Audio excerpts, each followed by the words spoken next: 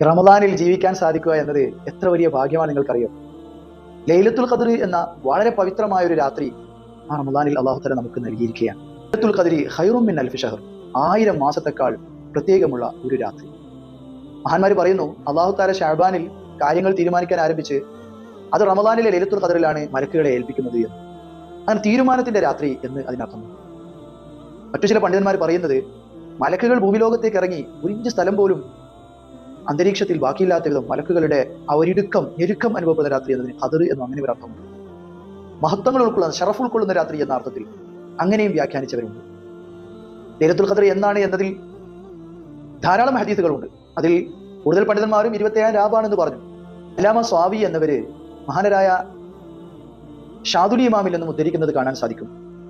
ഞായറാഴ്ചയാണ് നോമ്പ് തുടങ്ങിയതെങ്കിൽ 29 രാവും, തിങ്കളാഴ്ചയാണ് നോമ്പ് തുടങ്ങിയതെങ്കിൽ 21 രാവും, ചൊവ്വാഴ്ചയാണ് തുടങ്ങിയതെങ്കിൽ 27-നും, ബുധനാഴ്ചയാണെങ്കിൽ 19-നും, വ്യാഴാഴ്ചയാണ് തുടങ്ങിയതെങ്കിൽ ലൈലത്തുൽ ഖദ്ർ റമദാൻ 25 രാവാണെന്നും, വെള്ളിയാഴ്ചയാണെങ്കിൽ 17 ആണെന്നും, ശനിയാഴ്ചയാണെങ്കിൽ 23 രാവാണെന്നും.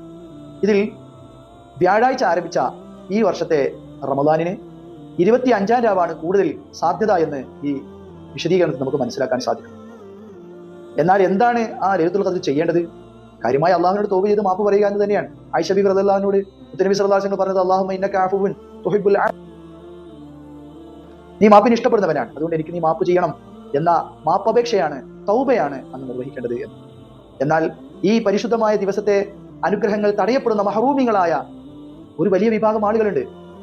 ഷിർക്ക് ചെയ്ത് അള്ളാഹുവിൽ നിന്ന് അകന്നവർ, മാതാപിതാക്കളെ വെറുപ്പിച്ചവർ, മുഷാഹിൻ എന്ന ഉള്ളിൽ വിദ്വേഷവും പകയുമായി നടക്കുന്ന മറ്റുള്ള ആളുകളോട് ഹൃദയത്തിൽ കുടുസായ ചിന്താഗതിയുള്ളവർ, ലഹരി സ്ഥിരമായി ഉപയോഗിക്കുന്നവർ, കുടുംബബന്ധം മുറിക്കുന്നവർ, ഇത്തരം ആളുകൾക്ക് ഈ ലൈലത്തുൽ ഖദ്റിന്റെ മഹത്വം ലഭിക്കുകയില്ല.